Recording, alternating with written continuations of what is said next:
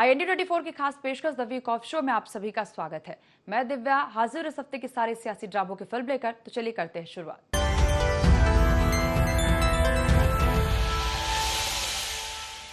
वक्फ संशोधन बिल संसद से पारित हो चुका है, लेकिन इस पर सियासत जारी है और इसका असर मध्य प्रदेश में भी दिख रहा है। बीजेपी नेताओं का दावा है कि वक्फ बिल में संशोधन से आम गरीबों को फायदा मिलेगा, तो वक्फ की बेशकीमती संपत्तियां माफिया के कब्जे से मुक्त होंगी। वहीं कांग्रेस का कहना है कि इससे किसी का भला नहीं होने वाला। कांग्रेस इसे सरकार की मनमानी और मुस्लिमों के धार्मिक हितों पर हमला करार दे रही है। देखिए रिपोर्ट। वक्फ संशोधन बिल संसद से पारित हो चुका है, लेकिन इस पर सियासत जारी है। इसका असर मध्य प्रदेश में भी दिख रहा है। बीजेपी नेताओं का दावा है कि वक्फ बिल में संशोधन से आम गरीबों को फायदा मिलेगा, तो वक्फ की बेशकीमती संपत्तियां माफिया के कब्जे से मुक्त होंगी। यही नहीं, भाजपा नेता ये भी आरोप लगा रहे हैं कि कांग्रेस के कई नेताओं ने वक्फ के नाम पर करोड़ों की जमीनें कब्जा कर रखी है और अब ये जेल जाएंगे। अब किसी को भी गरीबों की वक्फ की जमीन पे लूट खसोट करने की इजाजत नहीं दी जाएगी। जिन्होंने वक्फ के नाम पे भ्रष्टाचार किया है, चोरी की है, लूटपाट की है, अब उनका स्थान भोपाल की सेंट्रल जेल में पहुंचाने का काम करके मुस्लिम गरीबों की सेवा करने का काम हमारा संविधान और हमारा कानून करेगा। वक्फ के अंदर जिस प्रकार से अपराधी, गुंडे, ठेकेदारों का जो कब्जा था, अब ये कब्जा उनसे हटकर नए कानून में वक्फ की संपत्ति से जो आय होगी, इससे अल्पसंख्यक भाई और बहन के नौजवानों को पढ़ाई, स्वास्थ्य की सुविधाएं, इस प्रकार से उनके जीवन में बदलाव आएगा। उधर कांग्रेस वक्फ संशोधन बिल को भाजपा का नया चुनावी हथकंडा बता रही है। कांग्रेस का कहना है कि इससे किसी का भला नहीं होने वाला। वक्फ की संपत्तियों पर कब्जा करने वालों को जेल भेजने की धमकी पर कांग्रेस सवाल उठा रही कि क्या सरकार मंदिरों की जमीनें हड़पने वालों पर भी ध्यान देगी। कांग्रेस नेताओं के इन बयानों को बीजेपी विधवा प्रलाप करार दे रही है। देखिए, कानून से परिवर्तन नहीं आता है, परिवर्तन भाव से आता है, परिवर्तन सोच से आता है। परिवर्तन के लिए आपको काम करना पड़ता है। तो मुझे जब मैं ये सब बातें सुनता हूँ तो दिल में हंसी आती है कि चलो एक चीज और उनने कर ली, अब ये भी एक जुमला होगा। जिन लोगों ने जो है मंदिर की जमीनों पे कब्जा कर रखा है, उन्हें भी जेल भिजवा दें तो बड़ी मेहरबानी। तो जिस धार्मिक जमीन पर, जनता की श्रद्धा की जमीन पर लोगों ने कब्जे कर रखे हैं, सारी खाली करवाए सरकार, बहुत अच्छी बात। यदि वक्फ बिल में पूरे भारत के मुस्लिम समुदाय की भागीदारी होगी, आगा खानी भी होंगे, उसमें बोहरा भी होंगे, पसमानदा मुसलमान भी होंगे, जो लगभग 70% है पूरे भारत का, और जो गरीब मुसलमान भाई बहनों के लिए दान की जाती है, उनके कल्याण के लिए संपत्ति, उसका उनको अधिकार मिलेगा, तो निश्चित तौर पर परिवर्तन आएगा। संसद के दोनों सदनों से वक्फ बिल पारित कराना बीजेपी अपने हिस्से की बड़ी कामयाबी मान रही है। वहीं कांग्रेस इसे सरकार की मनमानी और मुस्लिमों के धार्मिक हितों पर हमला करार दे रही है, लेकिन कांग्रेस इस रुख पर ज्यादा आक्रामक नहीं है। देखना ये है कि वक्फ का मुद्दा मध्य प्रदेश की सियासत में कितना असर डालता है। Bureau report, IND24। पंडित धीरेन्द्र शास्त्री के हिंदू गांव बसाने की कवायद पर बीजेपी कांग्रेस आमने सामने है। कांग्रेस धीरेन्द्र शास्त्री के कदम को देश के धर्मनिरपेक्ष ढांचे पर चोट और बीजेपी का हिडन एजेंडा बता रही है। बीजेपी का कहना है कि संत तो सनातन की ही बात करेंगे, कांग्रेस को उनकी बातें चुभेंगी ही, क्योंकि सनातन विरोध उसके चरित्र में है। इसी पर देखिए ये रिपोर्ट। हिंदू या मुस्लिम के एहसासात को मत छेड़िए, अपनी कुर्सी के लिए जज्बात को मत छेड़िए। छेड़िए एक जंग मिलजुल कर गरीबी के खिलाफ। दोस्त मेरे मजहबी नगमात को मत छेड़िए। प्रख्यात कवि अदम गोंडवी की कविता की पंक्तियां हैं, लेकिन देश के जो हालात बनते जा रहे हैं उन्हें देखकर अदम गोंडवी की आत्मा भी कराह रही होगी, क्योंकि यहाँ तो हिंदू और मुसलमानों की बस्तियां ही अलग अलग बसाने की तैयारी है। लंबे अरसे से देश को हिंदू राष्ट्र बनाने की मांग कर रहे हैं प्रख्यात कथावाचक बागेश्वर धाम के पीठाधीश्वर और धीरेन्द्र कृष्ण शास्त्री देश का पहला हिंदू गांव बसाने जा रहे हैं। ये गांव छतरपुर के गढ़ा में बसाया जाएगा, जिसमें 1000 परिवार रहेंगे, जिनके लिए इतने ही यानी कि 1000 मकानों का निर्माण होगा। जमीन बागेश्वर धाम जन सेवा समिति से दी जाएगी। निर्माण की जिम्मेदारी बागेश्वर धाम के सभी सेवादारों की रहेगी। हिंदू गांव का भूमि पूजन करते हुए धीरेन्द्र शास्त्री ने कहा था, हिंदू राष्ट्र का सपना हिंदू घर से शुरू होता है। पहले परिवार, समाज और ग्राम हिंदू बनेंगे, फिर हिंदू तहसील, जिला और राज्य की स्थापना होगी। इसके बाद हिंदू राष्ट्र की परिकल्पना पूरी होगी। अगर भारत को हिंदू राष्ट्र बनाना है तो पहले हमें हिंदू राज्य बनाने होंगे। हिंदू राज्य बनाने के पहले हिंदू जिले बनाने होंगे। हिंदू जिले बनाने के पहले हमें हिंदू गांव बनाने होंगे और हिंदू गांव बनाने के पहले हिंदू घर बनाने होंगे। हिंदू घर बनाने के लिए पहले कट्टर हिंदू बनाने पड़ेंगे। सेक्युलर देश में हिंदू गांव का भूमि पूजन हुआ तो सियासत तो तय थी। कांग्रेस कहाँ चुप रहने वाली थी। कांग्रेस ने सरकार से दूसरे धर्मों के लिए भी ऐसी बस्तियां बसाने की मांग मुख्यमंत्री डॉक्टर मोहन यादव से कर डाली। कहा, अगर देश का संविधान धीरेन्द्र कृष्ण शास्त्री को धर्म के आधार पर गांव बसाने की अनुमति देता है तो मुस्लिम, ईसाई और सिख ग्राम बसाने की अनुमति भी मिलनी चाहिए। मध्य प्रदेश में पहली बार ऐसा विभाजनकारी कदम उठाया जा रहा है जिसमें एक समुदाय विशेष के गांव बसाने के लिए आधारशिला रखी जा रही है। तो क्या यह संविधान सम्मत है? अगर संविधान अनुमति देता है इस तरह के काम की तो फिर मुझे भी अनुमति मिले कि मैं भी ईसाई, सिख और मुस्लिम गांव बसाऊं। उधर इस मामले को लेकर बीजेपी कांग्रेस आमने सामने है। कांग्रेस धीरेन्द्र कृष्ण शास्त्री के कदम को देश के धर्मनिरपेक्ष ढांचे पर चोट और बीजेपी का हिडन एजेंडा बता रही, तो बीजेपी की नजर में इसमें कुछ भी गलत नहीं है। बीजेपी का कहना है कि संत तो सनातन की ही बात करेंगे, कांग्रेस को उनकी बातें चुभेंगी ही, क्योंकि सनातन विरोध उसके चरित्र में है। वो तो कह रहे हैं कि हिंदू तहसील भी बनाएंगे। तहसील बनाने का अधिकार तो जो है गवर्नर को होता है, मुख्यमंत्री को होता है, सरकार को होता है, कलेक्टर को होता है। तो क्या जो है हमारे जो कथावाचक हैं, क्या वो गवर्नर के पोस्ट पर सुशोभित हो चुके हैं? तो राजनीति में उतरना है तो उसमें चोला धारण करने की क्या जरूरत है? अनादिकाल से जो है ये इसके लिए कालनेमी होने की क्या आवश्यकता है? आए खुलेआम राजनीति में उतरे, जनता उनको समर्थन दे तो आगे बढ़े। बागेश्वर बाबा सनातन परंपरा के धर्म गुरु संत हैं और उनका मूल उद्देश्य और भाव सनातन परंपराओं, संस्कारों, संस्कृति को सुरक्षित रखना और जीवित रखने का है। देखिए, कांग्रेस पार्टी तो तुष्टीकरण करती है, इस विषय में विरोध का क्या औचित्य समझ नहीं आया। लेकिन कांग्रेस पार्टी यहाँ विरोध करेगी और हमारे मुसलमान भाई बहनों से बोलेगी देखो तुष्टीकरण हो रहा है, हिंदू ग्राम बन रहा है। अरे यदि कोई हिंदू परंपरा का संत है तो वो अपनी हिंदू परंपराओं की बात करेगा ना। देश की सियासत 90 के मंडल बनाम कमंडल के दौर में लौट रही है। बीजेपी एक बार फिर प्रखर हिंदुत्व के मुद्दे पर है। 2024 के लोकसभा चुनाव के बाद बटोगे तो कटोगे, एक रहोगे तो नेक रहोगे का नारा बुलंद हो रहा, तो विपक्ष आरक्षण और संविधान पर खतरे के साथ सेक्युलरिज्म की पैरोकारी के सहारे है। धार्मिक ध्रुवीकरण को लेकर चल रही सियासत गांव के बंटवारे तक पहुंच गई है। देखना यह है कि सियासत का अंजाम क्या होता है। Bureau report, IND 24। Madhya Pradesh में चुनावी हार पर हार और कार्यकर्ताओं नेताओं के दल बदल के बाद अब कांग्रेस नए सिरे से संगठन को मजबूती देने में जुट गई है। बदलाव की ये प्रक्रिया हाईकमान की देखरेख में होने वाली है। कांग्रेस की इस कवायद पर बीजेपी तंज कस रही है। बीजेपी सवाल उठा रही है कि राहुल गांधी किस कांग्रेस को नए सिरे से खड़ा कर रहे हैं, क्योंकि कांग्रेस तो मध्य प्रदेश में गुट, गिरोह और कबीलों में बटी है। और इसी पर देखिए ये रिपोर्ट। मध्य प्रदेश में चुनावी हार पर कार्यकर्ताओं और नेताओं के दल बदल के बाद अब कांग्रेस नए सिरे से संगठन की मजबूती में जुट गई है। बदलाव की ये प्रक्रिया हाईकमान की देखरेख में होने वाली है, जिसमें जिला अध्यक्षों की भूमिका विधायकों, पूर्व सांसदों, बड़े नेताओं से बड़ी होगी। यही नहीं, संगठन के क्रियाकलापों पर सीधे हाईकमान की नजर रहेगी। दिल्ली में राहुल गांधी ने प्रदेश के सभी जिला अध्यक्षों की बैठक लेकर इस बदलाव की रणनीति तय की है। कांग्रेस नेताओं का दावा है कि पिछली गलतियों से सबक लेकर कांग्रेस जल्द ही मजबूती के साथ खड़ी होगी।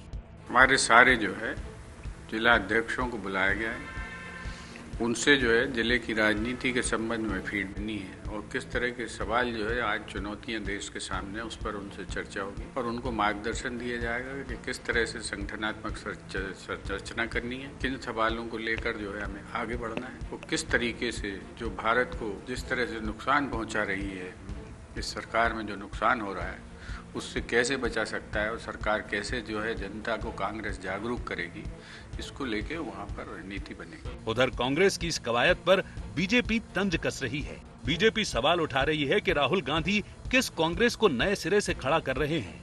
क्योंकि कांग्रेस तो मध्य प्रदेश में गुट, गिरोह और कबीलों में बटी है। मध्य प्रदेश की कौन सी कांग्रेस के जिलाध्यक्ष गए? जितेंद्र पटवारी कांग्रेस के, उमंग सिंघार कांग्रेस के, कमलनाथ कांग्रेस के, दिग्विजय सिंह कांग्रेस के, अरुण यादव कांग्रेस के, अजय सिंह कांग्रेस के। ये जिस प्रकार का पाखंड और ढोंग कांग्रेस पार्टी करती है ना, यद्यपि उनको अधिकार है ऐसे ढोंग पाखंड करने का, क्योंकि दिखाना पड़ता है कार्यकर्ताओं को और नेताओं के बहुत काम हो रहा है, और नतीजा सिफर रहेगा। जिस पार्टी का प्रदेश अध्यक्ष अपने कार्यालय में रो रो कर कहे कि एक हो जाओ, मुझे काम करना है, जो जितेंद्र पटवारी जी प्रदेश अध्यक्ष के तौर पर कहें कि कांग्रेस पार्टी में गुटबाजी का कैंसर है, खुले मंच से रीवा सत्य कार्यक्रम में अपील करें कि पुरानी बीती ताई विचार दो, आगे की सुध लो, सुधर जाओ, वो कांग्रेस पार्टी क्या काम करेगी जिसके कार्यकर्ताओं को और नेताओं को आपस में एक दूसरे पर विश्वास नहीं है? जो गिरोह, गुट और कबीलों के समान संघर्ष करते हो, वो क्या एकजुटता की बात करेंगे? हाल ही में हरियाणा, महाराष्ट्र के विधानसभा चुनाव में करारी हार और दिल्ली में तीसरी बार सफाई के बाद कांग्रेस संगठन को पुनर्जीवित करने की कोशिश में लगी है।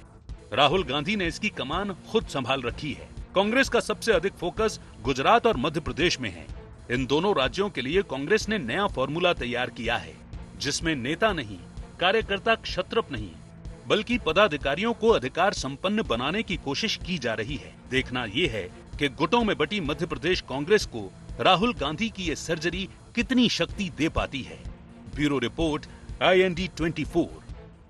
शिक्षा पर सियासत शुरू हो गई है। देश में कांग्रेस नेता सोनिया गांधी के आर्टिकल को लेकर बीजेपी कांग्रेस में जुबानी जंग है, तो वहीं मध्य प्रदेश की मोहन यादव सरकार ने सीएम राज स्कूल का नाम बदलकर सांदीपनि विद्यालय कर दिया है और इस पर दोनों पार्टियां आमने सामने हैं। शिक्षा पर क्यों हो रही सियासत, देखते हैं ये रिपोर्ट। देश और मध्य प्रदेश में शिक्षा पर सियासत चल रही है। देश में सियासत कांग्रेस नेता सोनिया गांधी के एक आर्टिकल को लेकर है। सोनिया ने अपने इस आर्टिकल में लिखा है कि मोदी सरकार शिक्षा नीति के माध्यम से अपने 3C के एजेंडे को आगे बढ़ा रही है। सोनिया के 3C सेंट्रलाइजेशन यानी केंद्रीयकरण, कमर्शियलाइजेशन यानी व्यवसायीकरण, कम्युनलिज्म यानी सांप्रदायिकता। सोनिया गांधी ने मोदी सरकार पर शिक्षा नीति के जरिए संघीय ढांचे को कमजोर करने, शिक्षा के निजीकरण, शिक्षण संस्थानों के भगवाकरण के आरोप लगाए हैं। सोनिया गांधी के इस आर्टिकल पर बीजेपी आक्रामक है। मध्य प्रदेश के मुख्यमंत्री डॉक्टर मोहन यादव ने उन पर तीखा पलटवार किया है। उन्होंने कहा कि कांग्रेस ने शिक्षा का मजाक बना रखा था। इसकी पोल खुलने से कांग्रेस में बौखलाहट है। कांग्रेस की शिक्षा नीति में स्वतंत्रता सेनानियों से अन्याय हुआ, आक्रांताओं का महिमा गान हुआ, शिक्षा के नाम पर सिर्फ बेरोजगारों की फौज तैयार की गई। आज मैकाले की उस नीति को बदला जा रहा है तो कांग्रेस को तकलीफ हो रही है। ऐसा लगता है कि उनने वो नई शिक्षा नीति देखी नहीं है। हम अपने अतीत के ऊपर गर्व करना चाहिए। उसको अगर कोई अतिरंजित का बात कहता है या वो कम्युनल बात कहता है तो कम्युनल तो वो थे। अब अगर हम महाराज शिवाजी अकबर में तुलना करेंगे, महाराज शिवाजी और औरंगजेब में तुलना करेंगे, तो हमारी जड़ें तो शिवाजी तरफ जुड़ना चाहिए। हमारे देश के जो नागरिक हैं उनके प्रति भाव होना चाहिए। तो मूल बात ये कि हमारे द्वारा वर्तमान की शिक्षा नीति से स्वावलंबन भी होना चाहिए, शिक्षा से संस्कार भी आना चाहिए, शिक्षा से संस्कृति का भी गर्व होना चाहिए। शिक्षा पर सियासत यहीं तक सीमित नहीं है। डॉक्टर मोहन सरकार के एक फैसले पर भी बीजेपी और कांग्रेस आमने सामने हैं। दरअसल डॉक्टर मोहन यादव सरकार ने सीएम राइज स्कूल का नाम बदलकर महर्षि सांदीपनि विद्यालय करने का फैसला लिया है। सीएम ने कहा कि सीएम राइज स्कूल नाम ऐसा लगता था जैसे अंग्रेजों का दिया गया हो। जब हम अपने स्कूल की बात कर रहे हैं, स्कूल में दी जाने वाली सुविधाओं की बात कर रहे हैं, तो हमारे लिए सीएम राइज स्कूल, जिसमें सभी प्रकार की चीजों को जोड़ करके बहुत अद्भुत कल्पना की गई, लेकिन एक नाम खटकता है। इसका नाम CM rise, CM rise, CM rise. अंग्रेज तो चले गए या मानसिकता तकलीफ दी जाती। ये जो सीएम राइज स्कूल है, इनका नाम बदलने की इच्छा है। हमने कहा भगवान कृष्ण ने शिक्षा कहाँ ग्रहण की? सांदीपनि आश्रम में। तो हमारे इन सीएम राइज स्कूल का नाम भी सांदीपनि के नाम पे होना चाहिए। तो हम सब अपने सांदीपनि महाराज के नाम पर सीएम राइज स्कूल के बजाय सांदीपनि स्कूल के नाम पर उसको प्रदेश भर में जाने जाएंगे। सरकार के इस फैसले पर कांग्रेस सवाल उठा रही है। कांग्रेस का सवाल है कि क्या नाम बदलने से मध्य प्रदेश में शिक्षा का स्तर सुधर जाएगा? 200 से ज्यादा जो है अधबने पड़े हैं सीएम राइज स्कूल, और जो है 21 लाख बच्चे जो है शाला त्यागी हैं मध्य प्रदेश में। 30,000 से ज्यादा गरीब बस्तियों के स्कूल सरकार ने बंद कर दिए हैं। ऐसे समय में अपन गुणवत्तापूर्ण शिक्षा की चर्चा करें और इतने महान ऋषि के नाम का उपयोग करें, केवल पर्ची बदलने से गुणवत्ता नहीं आती। आप कोई भी नाम रख दो उसका स्कूल का, तो स्कूल की गुणवत्ता जो है उस स्तर पर आनी चाहिए कि स्वयं भगवान बंदे चले आए, स्वयं बच्चे कहें कि नहीं हमें इसी स्कूल में एडमिशन लेना। शिक्षा का भगवाकरण बीजेपी के खिलाफ कांग्रेस का एक बड़ा मुद्दा रहा है। कांग्रेस शुरू से ही बीजेपी सरकारों पर हिंदुत्व के नाम पर शिक्षा के भगवाकरण का आरोप लगाती रही है। केंद्र सरकार के 3 लैंग्वेज फॉर्मूले का दक्षिण से विरोध शुरू हुआ तो कांग्रेस ने अपने गठबंधन दलों के सुर में सुर मिला दिए। मध्य प्रदेश में सीएम राइज स्कूल का नाम सांदीपनी विद्यालय हुआ तो कांग्रेस नाम का तो खुलकर विरोध कर नहीं सकती, लेकिन शिक्षा की गुणवत्ता की आड़ लेकर उसने इस फैसले पर भी सवाल उठा दिए। देखना ये है कि शिक्षा पर ये सियासत और कितना आगे बढ़ती है। Bureau report, IND 24। Madhya Pradesh में लगातार चुनावी हार और दल बदल से नुकसान झेल रही कांग्रेस अब नए सिरे से अपने को तैयार कर रही है। कांग्रेस जिला संगठन को मजबूत बनाने की रणनीति पर काम कर रही है। कांग्रेस जिला अध्यक्षों को अधिक अधिकार देने जा रही, जिससे वो अपने जिले में संगठनात्मक फैसलों में अहम भूमिका निभा सके। वहीं कांग्रेस की इन तैयारियों और दावों पर बीजेपी तंज कस रही है। बीजेपी का कहना है कि कांग्रेस को जनता नकार चुकी है, वो जितने जतन कर ले कोई फायदा नहीं मिलने वाला। और इसी पर देखिए ये रिपोर्ट। मध्य प्रदेश में लगातार चुनावी हार और दल बदल से नुकसान झेल रही कांग्रेस अब नए सिरे से अपने को तैयार कर रही है। कांग्रेस जिला संगठन को मजबूत बनाने की रणनीति पर काम कर रही है। कांग्रेस जिला अध्यक्षों को और अधिक अधिकार देने जा रही है, जिससे वो अपने जिले में संगठनात्मक फैसलों में अहम भूमिका निभा सके। बदलाव क्यों? कांग्रेस पिछले 4 चुनावों से हार रही है। 2018 में सरकार बनी भी, लेकिन दल बदल से 18 महीने में चली गई। विधायकों ने पार्टी छोड़ी तो उनके साथ कार्यकर्ता और पदाधिकारी भी चले गए। पार्टी छत्रपों के बीच बटी है और छत्रपों के चहेते जिलाध्यक्षों पर भारी हैं। कांग्रेस के विधायक भी जिलाध्यक्षों पर भारी पड़ने की कोशिश करते हैं। इन स्थितियों को देखते हुए कांग्रेस ने संगठन को नेता और व्यक्ति आधारित की बजाय जिलाध्यक्ष केंद्रित करने जा रही है। अब जिले के संगठनात्मक फैसले जिलाध्यक्ष ही लेंगे। 3 अप्रैल को दिल्ली में मध्य प्रदेश के सभी जिलाध्यक्षों की बैठक होगी। बैठक में कांग्रेस के राष्ट्रीय अध्यक्ष मल्लिकार्जुन खड़गे, नेता प्रतिपक्ष राहुल गांधी और संगठन महासचिव केसी वेणुगोपाल शामिल होंगे। इस दौरान जिलाध्यक्षों के कामकाज की समीक्षा की जाएगी और संगठन को मजबूत करने पर मंथन होगा। मध्य प्रदेश कांग्रेस ने पार्षद से लेकर सांसद तक के टिकट वितरण में जिलाध्यक्षों की भूमिका को अनिवार्य करने का प्रस्ताव दिया है। अगर ये प्रस्ताव मंजूर हुआ तो चुनाव समिति की बैठकों में भी जिला अध्यक्षों की राय को प्राथमिकता दी जाएगी। अभी कांग्रेस जिला अध्यक्षों को अधिकार, जिले की कार्यकारिणी का गठन करना, जिले के मोर्चा संगठन का गठन और समन्वय, सदस्यता अभियान चलाना और उसकी रिपोर्ट प्रदेश को भेजना, जिले की समन्वय समिति बनाकर काम कराना, कांग्रेस के प्रदेश स्तर और राष्ट्रीय कार्यक्रम आयोजन कराना। ये अधिकार देने का सुझाव जिला स्तर के फैसले लेने के लिए प्रदेश नेतृत्व पर निर्भर न रहें। विधायकों, सांसदों के बजाय संगठनात्मक निर्णय जिलाध्यक्ष करें। जिलाध्यक्षों का डायरेक्ट दिल्ली यानी AICC से सीधा संपर्क हो। पार्षद से लेकर सांसद के टिकट में राय सबसे अहम हो। संगठन में होने वाली नियुक्तियों में राय महत्वपूर्ण मानी जाए। माना जा रहा है कि इसके साथ ही कांग्रेस जिलाध्यक्षों की नियुक्ति के लिए कुछ मानदंड भी रख सकती है। मसलन ऐसे होंगे जिलाध्यक्ष की औसत उम्र 50 साल हो, कांग्रेस की विचारधारा से गहराई से जुड़ा हो, 10-15 साल का पार्टी का अनुभव हो, तकनीक फ्रेंडली और सोशल मीडिया पर सक्रिय हो, कार्यकर्ताओं और नेताओं के बीच समन्वय की क्षमता रखता हो। कांग्रेस का दावा है कि उसने पिछली गलतियों से सबक लिया है। आने वाले समय में कांग्रेस का संगठन इतना मजबूत होगा कि भाजपा मुकाबला नहीं कर पाएगी। वहीं कांग्रेस की इन तैयारियों और दावों पर बीजेपी तंज कस रही है। बीजेपी का कहना है कि कांग्रेस को जनता नकार चुकी है, वो जितने जतन कर ले कोई फायदा नहीं मिलने वाला। भाजपा का ये भी कहना है कि गुटबाजी और कांग्रेस एक दूसरे के पर्याय हैं। कांग्रेस कभी भी गुटबाजी से बाहर नहीं निकल सकती।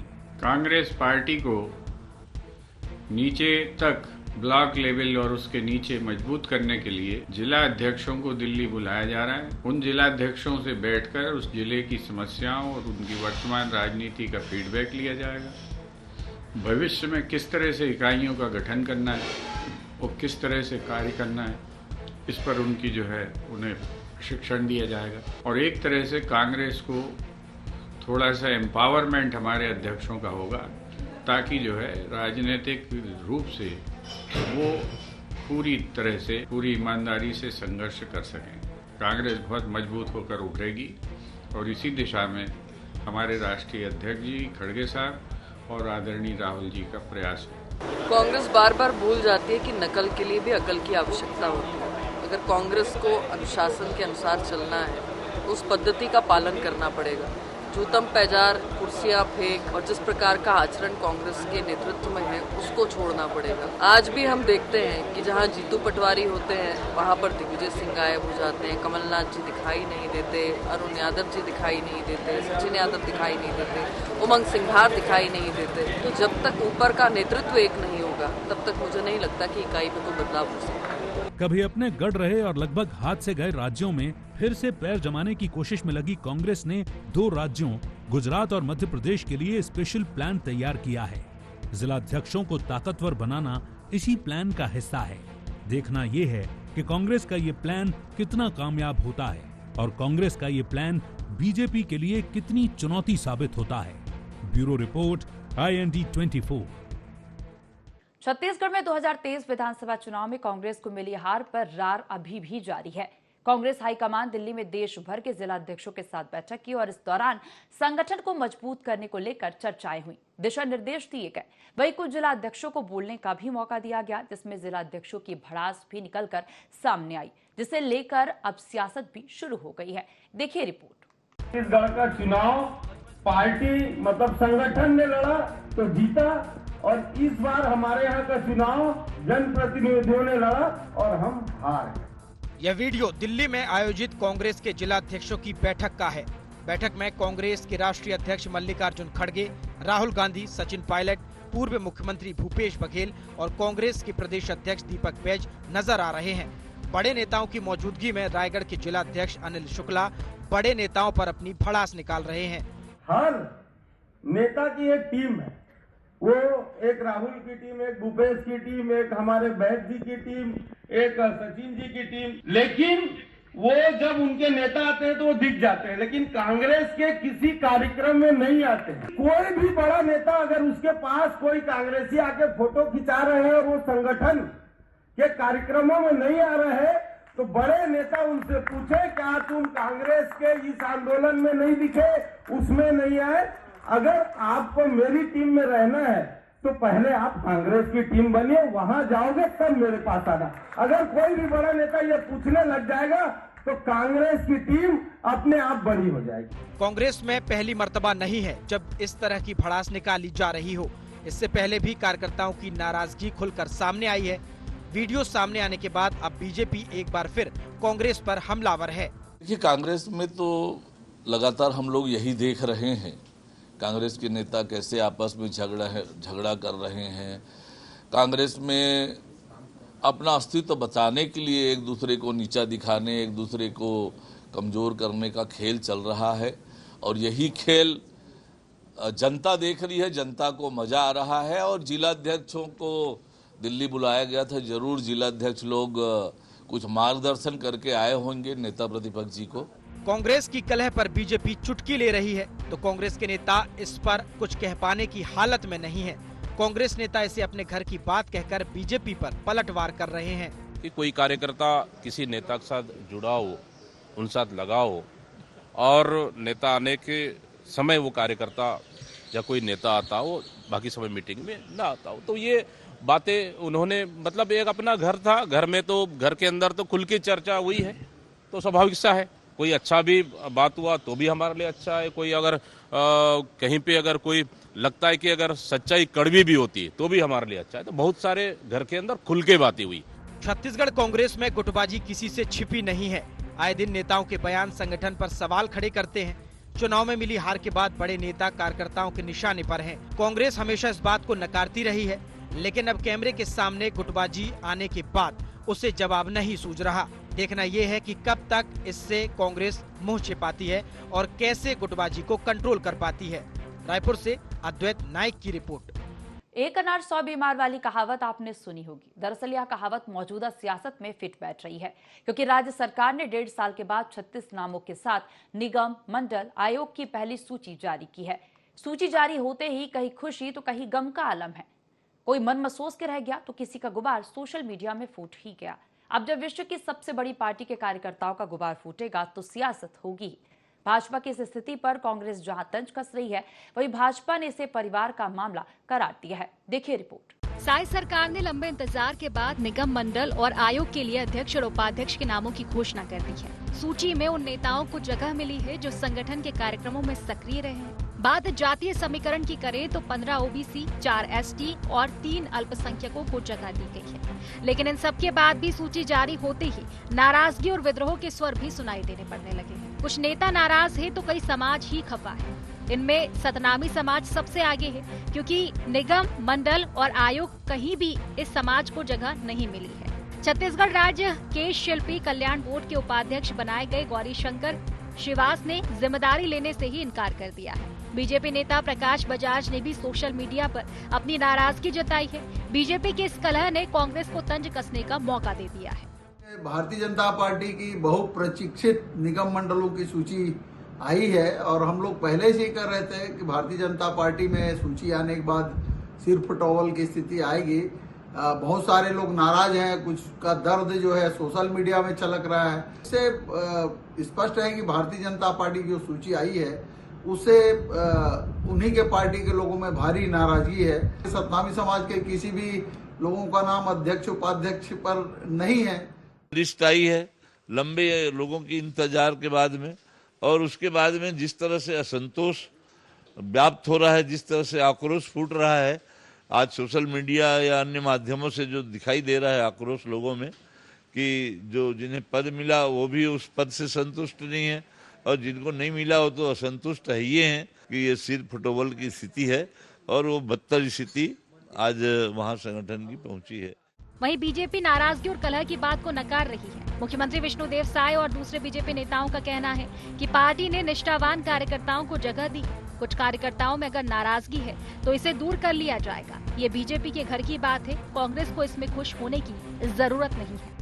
36 लोगों को निगम मंडल आयोग में नया दायित्व सौंपे हैं और मैं उन सभी 36 लोगों को भी बधाई शुभकामनाएं देता हूं और वो अपना अपना कर्तव्य ठीक से निभाएंगे और छत्तीसगढ़ के विकास में सभी अच्छे से काम करेंगे। और हमारे बहुत ही जुझारू कर्मठ भारतीय जनता पार्टी के कार्यकर्ता 36 लोगों को मौका मिला है। परिवार है, बड़ा पार्टी है, तो निश्चित रूप से उसको बैठकर हल करेंगे।